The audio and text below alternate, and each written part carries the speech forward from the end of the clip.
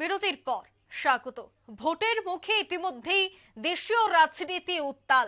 এরই মধ্যে খবর, এবার ইডির নিশানায় রয়েছেন কেরলের মুখ্যমন্ত্রীর কন্যা ভীনা বিজয়ন। আর্থিক তছরূপের মামলা করল কেন্দ্রীয় গোয়েন্দা সংস্থা ইডি। ইতিমধ্যেই কেন্দ্রীয় সরকারের চক্রান্ত বলে পাল্টা বিজেপিকে আক্রমণ করলো কেরল বামেরা। অর্থাৎ বামেদের ঘাঁটি হচ্ছে কেরল এবং সেই জায়গায় ইডির থাবা। ইডির নিশানায় এবার কেরলের মুখ্যমন্ত্রীর কন্যা ভীনা বিজয়ন। সে বিষয়ে বিস্তারিত জানবো। টেলিফোন লাইনে রয়েছে এক্সিকিউটিভ এডিটর নীল বণিক। নীল, এই মুহূর্তে কি আপডেট পাচ্ছ? ভীনা বিজয়ন, যিনি কেরলের মুখ্যমন্ত্রী এবং মার্জনা করবেন, ভীনা বিজয়ন হচ্ছে কেরলের মুখ্যমন্ত্রীর এক মেয়ে, কন্যা। সেই তার বিরুদ্ধে এবার যে অভিযোগ উঠেছে সেটা গুরুতর অভিযোগ উঠেছে। একটি খনি কেলেঙ্কারির মামলায় তাকে অভিযুক্ত করেছে ইডি এবং ইতিমধ্যেই তার বিরুদ্ধে মামলা শুরু করেছে ইডির আধিকারিকরা। এতদিন সিপিএম, বিশেষ করে সিপিএম, তারা বলতো যে সমস্ত রাজনৈতিক দলের বিরুদ্ধে ইডি সিবিআই গেলেও বামেদের বিরুদ্ধে কোনোদিনও কোনো কেন্দ্রীয় গোয়েন্দা এজেন্সি সাহস হয়নি তাদেরকে গ্রেপ্তার, বা তো দূরে থাক, তাদেরকে সমন বা নোটিশ পাঠানোর জন্য। এই প্রথম একজন বাম নেত্রীকে ইডি কেরলের একজন, তাও আবার তিনি মুখ্যমন্ত্রীর মেয়ে, খনিকাণ্ডে অভিযুক্ত করে তাকে তার বিরুদ্ধে মামলা শুরু করেছে। হয়তো দু একদিনের মধ্যেই কেন্দ্রীয় গোয়েন্দা মামলা যদি হয় তাহলে দু একদিনের মধ্যেই তিনি যে নোটিশ পাবে সে কথা আর বলার অপেক্ষা রাখে না। এখন তার বিরুদ্ধে মূলত যেটা অভিযোগ, তিনি এবং তার কোম্পানি খনি কেলেঙ্কারির নাম করে কোটি কোটি টাকা আত্মসাৎ করেছেন, এই অভিযোগ তার বিরুদ্ধে উঠেছে।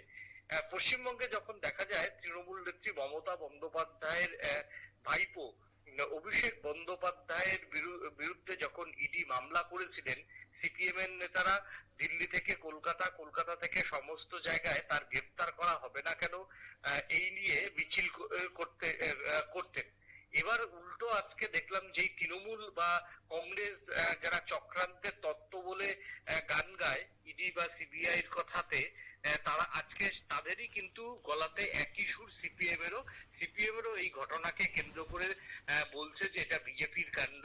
নির্বাচনের আগে কেরলে তাদেরকে হেনস্থা করতেই ইডির চক্রান্ত শুরু হয়েছে এবং এর জন্য বিজেপি মূলত দায়ী। অর্থাৎ বিরোধী বেঞ্চে বসে এতদিন পর্যন্ত ইডি সিবিআই নিয়ে একটু স্বতন্ত্র ছিল হচ্ছে সিপিএম।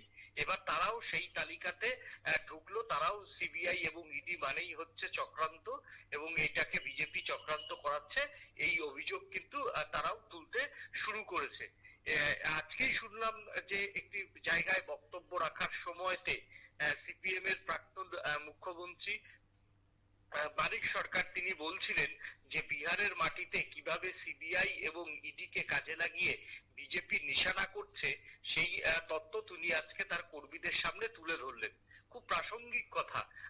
তার দলের আরেকজন বর্তমান মুখ্যমন্ত্রীর মেয়েকে যখন সিবিআই এর ইডি যখন মামলা করলো, ঠিক তার সেই সময়তে তিনি লালু প্রসাদ যাদবের হয়ে কার্যত সওয়াল করলেন, কোথায় না খোদ আগরতলাতে বসে।